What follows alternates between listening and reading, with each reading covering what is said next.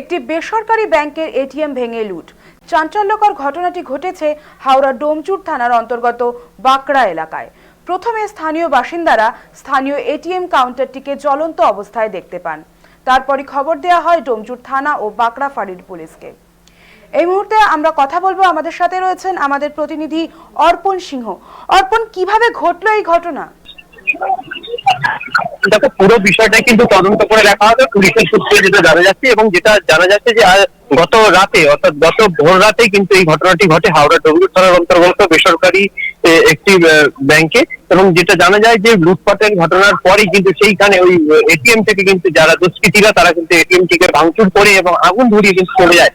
এবং ঘটনার খবর পেয়েই যারা স্থানীয় মানুষজন যারা রয়েছেন তারা কিন্তু ঘটনায় আতঙ্কিত হয়ে পড়েন এবং পরবর্তীতে খবর দেওয়া হয় ডোমজুর থানার পুলিশ আধিকারিককে।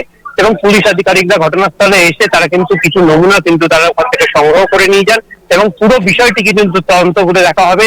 এবং ওই এলাকায় যে সমস্ত সিসিটিভি ফুটেজ রয়েছে সেটিও কিন্তু এই মুহূর্তে কিন্তু খোঁজার তল্লাশি খোঁজা চলছে। এবং যেটা জানা যাচ্ছে যে এই এলাকা কিন্তু শান্তপ্রিয় এলাকা, তবে এইখানে এটিএম এ কোনো নিরাপত্তা রক্ষী থাকে না। যে প্রশ্ন সাধারণ মানুষেরা করছেন যে নিরাপত্তা রক্ষী না থাকার কারণে কিন্তু এই ধরনের ঘটনা কিন্তু ঘটেছে। এবং পুরো বিষয়টি কিন্তু প্রশাসনের তরফ থেকে কিন্তু তদন্ত করে দেখা হবে বলে কিন্তু প্রশাসন সূত্রে খবর।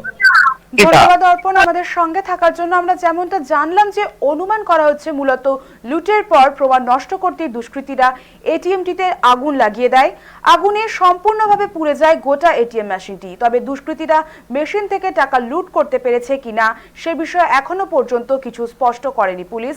আপাতত সিসিটিভি ফুটেজ খতিয়ে দেখে পুরো ঘটনা তদন্ত শুরু করেছে পুলিশ।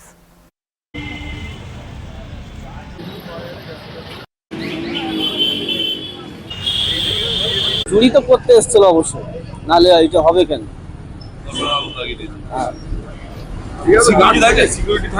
না, সিকিউরিটি থাকে বলতে এখানে দরমান থাকে ভেতরে,